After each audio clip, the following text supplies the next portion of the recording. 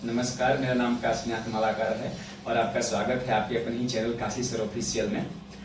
और आज का मोटिवेशन इसलिए कि आपको पूरे दिन ऊर्जावान बनाएगी कि देखिए, सफलता मिले ना मिले ये तो मुकद्दर की बात है। सफलता मिले या ना मिले ये तो मुकद्दर की बात है, और हम कोशिश भी ना करें ये तो गलत बात है। हम कोशिश भी ना करें ये तो गलत बात है। चलिए इसी के साथ शुरुआत करते हैं। आज हम पढ़ेंगे अनुच्छेद यानी कि संविधान के 1 से लेकर के 50 अनुच्छेद के बारे में। अनुच्छेद नंबर 1 क्या कहता है कि भारत राज्यों का संघ होगा। क्या होगा? तो भारत राज्यों का संघ होगा। और अनुच्छेद 2 क्या कहता है कि नए राज्य और सीमाओं का प्रवेश, नए राज्य और सीमाओं का प्रवेश। और अनुच्छेद 3 क्या कहता है? अनुच्छेद 3 क्या कहता है कि नए राज्य या सीमाओं का गठन, नए राज्य और सीमाओं का गठन, नए राज्य और सीमाओं का गठन। इसके बाद अनुच्छेद 4 क्या कहता है कि जो आपने राज्य का गठन किया है, निर्माण किया है, उसके नाम में परिवर्तन कर सकते हैं। तो राज्य परिवर्तन के बारे में बात किया गया है, यानी कि आप उसमें अगर कुछ चाहते हैं कि जो भी गठन हो चुका है उसके बारे में परिवर्तन। अनुच्छेद 5 क्या कहता है? डोमिसाइल के बारे में बात करता है, ये डोमिसाइल के बारे में बात करता है। और यानी कि डोमिसाइल कहने का मतलब क्या है कि वो भारत का नागरिक होना चाहिए। जो भी पर्सन है, पुरुष है, वो भारत का नागरिक होना चाहिए, या तो उसका भारत में जन्म होना चाहिए, या तो उस पर्सन के मम्मी पापा का जन्म भारत में होना चाहिए। यानी कहने का मतलब ये है कि वो भारतीय नागरिक होना चाहिए। सब कहने का मतलब है कि डोमिसाइल के बारे में बात करता है। अनुच्छेद 6 देखिए, अनुच्छेद 6 देखिए क्या कहता है। अनुच्छेद 6 में क्या है? अनुच्छेद 6 कहता है कि भारत में आने वाले नागरिकों के बारे में बात करता है। भारत में आने वाले नागरिकों के बारे में बात करता है। आने वाले नागरिकों यानी कहां से? कि विदेश से या पाकिस्तान से आने वाले नागरिकों के बारे में बात करता है। पाकिस्तान यहाँ लिख देते हैं। पाकिस्तान से आने वाले नागरिक के बारे में बात कर, आने वाले नागरिक के बारे में बात करता है। इसके बाद देखिए क्या है, आने वाले नागरिक के बारे में बात करते हैं। अनुच्छेद नंबर 7। अनुच्छेद नंबर 7 क्या कहता है कि इंडिया से पाकिस्तान जाने वाले जो नागरिक हैं उनके बारे में बात करता है। यानी कि भारत से पाकिस्तान जाने वाले, भारत से पाकिस्तान, तो पाकिस्तान 7, अनुच्छेद नंबर 7 में क्या किया गया है कि जो भी नागरिक पाकिस्तान जा रहा है उसकी नागरिकता के बारे में बात किया गया है। पाकिस्तान जाने वाले नागरिक के बारे में बात किया गया है, नागरिक के बारे में बात किया गया है। उसके बाद अनुच्छेद नंबर 8। अनुच्छेद नंबर 8 देखिए क्या है कि हमारे देश से जो भी विदेश में रह रहे हैं, यानी कि हमारे देशों से जाकर के विदेश में बस गए हैं या विदेशों में रह रहे हैं, अपना जीवन यापन कर रहे हैं, उनके नागरिकता के बारे में बात किया गया है। तो विदेशों में रहने वाले नागरिक के बारे में बात किया गया है। नागरिक के बारे में बात किया गया है। उसके बाद अनुच्छेद नंबर 9। अनुच्छेद नंबर क्या कहता है? एकल नागरिकता के बारे में बात करता है। अनुच्छेद नंबर 9 क्या कहता है? एकल नागरिकता, यानी कि अपने देश की नागरिकता होने के बावजूद आप किसी दूसरे के देश की नागरिकता एक्सेप्ट नहीं कर सकते हैं। तो ये हो गया एकल नागरिकता के बारे में और नागरिकता के बारे में बात किया गया है। उसके बाद अनुच्छेद नंबर 10। अनुच्छेद नंबर 10 क्या कहता है कि आपकी नागरिकता बनी रहे। क्या कहता है कि जो आपके पास नागरिकता है वो नागरिकता बनी रही, आपकी नागरिकता बनी रहे। उसके बाद अनुच्छेद नंबर 11। अनुच्छेद नंबर 11 क्या कहता है कि संसद जो है, हमारे जो सांसद है, संसद भवन है, यानी कि संसद को कानून बनाने का अधिकार है। ये तो संसद को कानून बनाने का अधिकार के बारे में बात किया गया है। उसके बाद देखिए क्या है, अनुच्छेद नंबर 12। अनुच्छेद नंबर 12 क्या कहता है? अनुच्छेद नंबर 12 कहता है कि राज्य के परिभाषा के बारे में बात किया गया है। परिभाषा, राज्य के परिभाषा के बारे में, यानी कि अनुच्छेद नंबर 12 कहता है कि राज्य के परिभाषा के बारे में बात किया गया है। अनुच्छेद नंबर 13 अनुच्छेद प्रदर्शन करने के बारे में, आप उसको प्रदर्शन कर सकते हैं। तो कला और संस्कृति को प्रदर्शन करने के बारे में बात किया गया है। प्रदर्शन करने के बारे में बात किया गया है। प्रदर्शन करने के बारे में बात किया गया है, करने के बारे में। उसके बाद देखिए, उसके बाद अनुच्छेद नंबर 14 समानता का अधिकार। समानता का अधिकार कहने का मतलब क्या है आपका? तो समानता अधिकार का मतलब होता है कि शिक्षा का अधिकार, यानी कि सभी को शिक्षा का अधिकार के बारे में बात किया गया है। शिक्षा का अधिकार, शिक्षा का, सभी को शिक्षा का अधिकार, यह अनुच्छेद नंबर 14 में कहा गया है। अनुच्छेद नंबर 15 क्या कहता है? देखिए क्या कहता है अनुच्छेद नंबर 15। अनुच्छेद नंबर 15 कहता है कि किसी भी, कोई भी राज्य किसी व्यक्ति के जन्म, धर्म, समुदाय, रंग, रूप, भेद के आधार पे उसके साथ कोई भी भेदभाव नहीं कर सकता है। तो ये क्या कहा है अनुच्छेद नंबर 15 में? क्या कहा गया है कि राज्य जो है किसी भी व्यक्ति से, किसी भी व्यक्ति के जन्म स्थान, उसके रंग, कारण से, किसी भी कारण से उससे भेदभाव नहीं कर सकता है।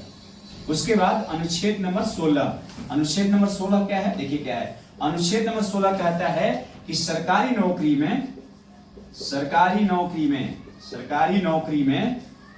में सभी को बराबर हक होना चाहिए या अपॉर्चुनिटी मिलनी चाहिए, यानी कि हक मिलना चाहिए। यानी कि अनुच्छेद नंबर 16 कहता है कि सरकारी जो भी नौकरियां निकलती हैं उसमें सभी का अधिकार है, सभी को मिलने का अधिकार है, सभी को नौकरी लेने का अधिकार है।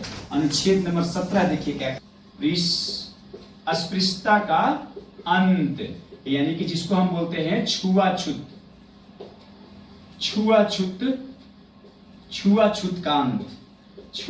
का अंत, यानी कि आप किसी से भेदभाव नहीं कर सकते हैं। ये बहुत इंपॉर्टेंट है। अनुच्छेद नंबर 17 पूछता है एग्जाम में कि अस्पृश्यता का अंत किसमें है? तो अनुच्छेद नंबर 17। और ये क्या है? इसका मतलब कि आप किसी के रंग रूप के आधार पे उससे भेदभाव नहीं कर सकते। कहने का मतलब है कि हमारे देश के सभी नागरिक बराबर हैं, यानी कि छुआछूत की भावना को खत्म करता है। अनुच्छेद नंबर 18 देखिए, राजा महाराजा नहीं है। अब उपाधियों का अंत, उपाधियों का अंत होना चाहिए, उपाधियों का अंत होना चाहिए। नंबर 19 देखिए बहुत इंपॉर्टेंट है। इसमें 4-5 अधिकार के बारे में बताया है। क्या? स्वतंत्रता का अधिकार, इसको बोलते हैं स्वतंत्रता का अधिकार, स्वतंत्रता का अधिकार या बोलने का अधिकार,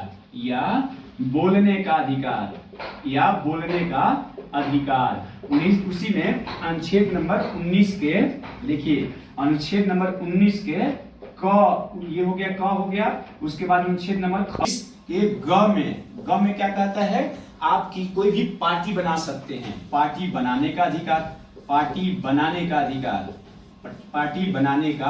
अधिकार, ये है आपका 19 के ग में। 19 घ क्या कहता है? देखिए किसी भी, यानी कि इंडिया में कहीं भी घूमने का अधिकार। 19 घ में क्या कहता है? घूमने का अधिकार। उसके बाद 19 के अंगह में क्या कहता है? 19 के अंगह में क्या कहता है? देखिए अब आपने घूम लिया तो इंडिया में घूमने का अधिकार कहता है 19 के घ में। देखिए क्या कहता है? कहीं भी रहने का अधिकार, रहने का अधिकार है, रहने का अधिकार है। 19 के बाद च में क्या कहता है? 19 के च में क्या कहता है? भारत में कहीं भी व्यापार करने का अधिकार, उसके बाद अनुच्छेद नंबर 19 नंबर अनुच्छेद के 19 के 6। तो 6 में क्या कहता है कि भारत में क्या कहता है, देखिए, भारत में कहीं भी जमीन लेने का अधिकार, कहीं भी जमीन खरीदने का अधिकार, यहां पर लिख देता हूं, खरीदने का अधिकार, भारत में कहीं भी जमीन खरीदने का अधिकार। देखा आपने, अनुच्छेद नंबर 20 में कहता है कि एक अपराध का एक ही सजा होना चाहिए, कि एक अपराध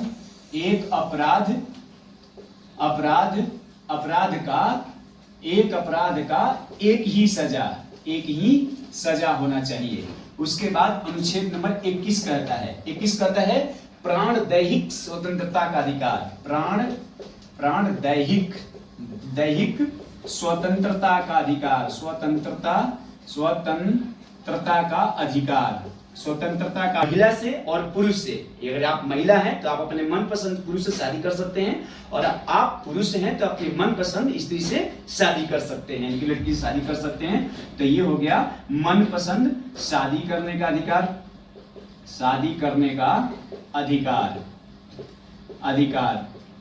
इसके बाद शिक्षा का भी अधिकार के बारे में बात किया गया है, यानी कि खाना, पानी, हवा, शुद्ध वातावरण, रहने का अधिकार, विदेश में घूमने का अधिकार, मनपसंद से शादी करने का अधिकार और शिक्षा का अधिकार। 21 नंबर बताता है, ये बहुत ही इंपॉर्टेंट है। 22 में देखिए, अगर आपको अरेस्ट कोई करता है, तो अगर पुलिस आपको अरेस्ट करती है तो आपको अपने सजा के जानने का अधिकार है कि मुझे क्यों गिरफ्तार किया जा रहा है, यानी कि गिरफ्तारी का कारण जानने का अधिकार, यानी कि आपको ये पता होना चाहिए कि मुझे क्यों गिरफ्तार किया जा रहा है, और आपको अपने मनपसंद वकील रखने का अधिकार, मनपसंद वकील से बात करने का अधिकार,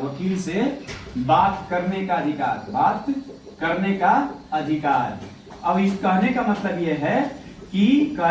यह है कि अगर आपको किसी ने गिरफ्तार किया है, पुलिस गिरफ्तार करती है, तो आपको ये पूरा हक है जानने का कि मुझे किस मामले में गिरफ्तार किया गया है, क्यों गिरफ्तार किया गया है, और मेरे से जबरदस्ती गवाही मेरे ही अपने खिलाफ नहीं कोई दिलवा सकता है। तो ये अनुच्छेद नंबर 22। अनुच्छेद नंबर 23 क्या कहता है, मानव तस्करी पर रोक लगाता है, यानी कि किसी से आप जबरदस्ती कोई काम नहीं करवा सकते। अनुच्छेद नंबर 24 क्या कहता है कि 14 वर्ष से कम के आयु के लोगों को, 14 वर्ष से कम आयु के बच्चों से कोई काम नहीं करवा सकते। अनुच्छेद नंबर 25 क्या कहता है कि किसी भी धर्म को आप एक्सेप्ट कर सकते हैं। अनुच्छेद नंबर 26 क्या कहता है कि जो आपने धर्म लिया है, एक्सेप्ट किया है, आप उसका प्रचार प्रसार कर सकते हैं। अनुच्छेद नंबर 27 क्या कहता है, देखिए, कि किसी भी पूजा पाठ मंदिर में आप किसी को जबरदस्ती फोर्सफुली पैसा चंदा नहीं ले सकते हैं। अनुच्छेद नंबर 28 में देखिए क्या कहता है, 28 देखिए क्या कहता है, अनुच्छेद नंबर 28 में क्या कहता है कि किसी भी पूजा पाठ या धर्म में, किसी भी पूजा पाठ में आप किसी को फोर्सफुली बाध्य नहीं कर सकते हैं हिस्सा लेने के लिए, यानी कि भाग लेने के लिए। किसी भी 28 क्या कहता है कि किसी भी पूजा पाठ में किसी इंसान को आप जबरदस्ती उसे पूजा करवाने के लिए और उसमें पार्टिसिपेट करने के लिए, भाग लेने के लिए बाध्य नहीं कर सकते हैं। अनुच्छेद नंबर 29 क्या कहता है, देखिए क्या कहता है, अनुच्छेद नंबर 29 क्या कहता है, 29 कहता है कि आप अपनी संस्कृति और धर्म की रक्षा करने की बात करते हैं। धर्म एवं संस्कृति की रक्षा करने के बारे में बात करता है, रक्षा करने के बारे में बात करता है। उसके बाद अनुच्छेद नंबर 30 क्या कहता है, अल्पसंख्यक जो होते हैं, जो हमारे मुस्लिम भाई होते हैं, अल्पसंख्यक जो होते हैं, वो अपने स्कूल विद्यालय खोल सकते हैं। अल्पसंख्यक क्या कहते हैं कि संख्यक जो है अपना स्कूल खोल सकते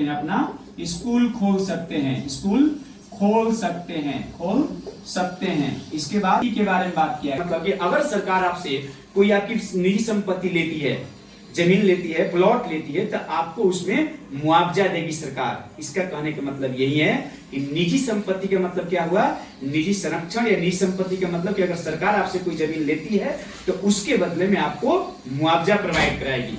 उसके बाद देखिए अनुच्छेद 32, ये बहुत इंपॉर्टेंट है। 32 मौलिक अधिकार के हनन के बारे में बात करता है। अगर आपका कोई मौलिक अधिकार हनन करता है तो आप डायरेक्ट सुप्रीम कोर्ट जा सकते हैं, ये आपका अधिकार है। तो अनुच्छेद नंबर 32 क्या कहता है, बहुत इंपॉर्टेंट है कि मौलिक अधिकार का अगर हनन कर सकता है कोई, अगर कोई हनन करता है तो आप क्या कर सकते हैं, आप डायरेक्ट सुप्रीम कोर्ट जा सकते हैं, सुप्रीम कोर्ट जा सकते हैं, सुप्रीम कोर्ट जा सकते हैं। देखिए उसके बाद देखिए अनुच्छेद नंबर 33 की बात करता हूं। अनुच्छेद 33 संसद को खुफिया निरस्त करने का अधिकार, निरस्त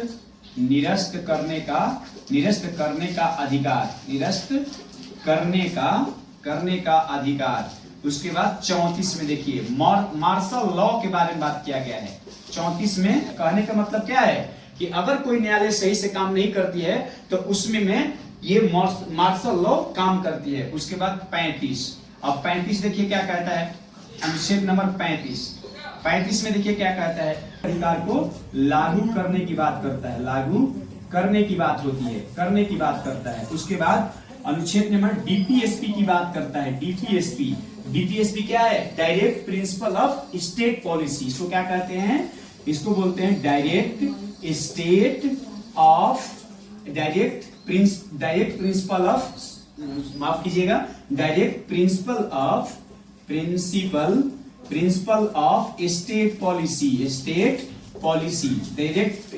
डायरेक्ट स्टेट पॉलिसी। इसके बाद इसका कहने का मतलब क्या है, नीति निर्देश, राज्य के नीति निर्देश के बारे में बात करता है, राज्य के नीति निर्देश के बारे में बात करता है, राज्य के नीति निर्देश के बारे में बात करता है। उसके बाद अनुच्छेद नंबर 37 कहता है कि डीपीएसपी को, यानी कि राज्य के नीति निर्देशक तत्व को किसी न्यायालय में आप चैलेंज नहीं कर सकते हैं। यानी कि डीपीएसपी को कहता है कि राज्य के नागरिकों के बारे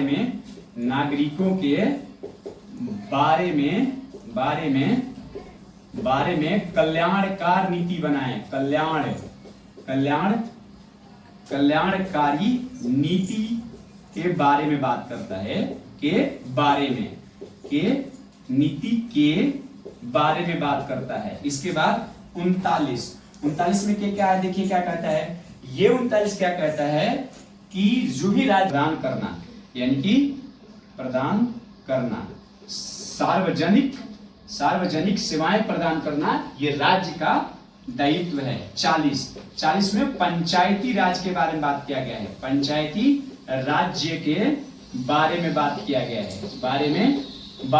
है, उसके बाद 41 देखिए क्या कहता है, 41 क्या कहता है, ये कहता है 41 में। और 42 में क्या कहता है, देखिए 42 को मिनी कॉन्स्टिट्यूशन बोला जाता है। इसी अनुच्छेद को 42 को ही मिनी कॉन्स्टिट्यूशन बोला जाता है। और इसी 42 में क्या होता है, देखिए क्या होता है, 42 में क्या, मैटरनिटी की बात किया गया है। 42 में मैटरनिटी की बात किया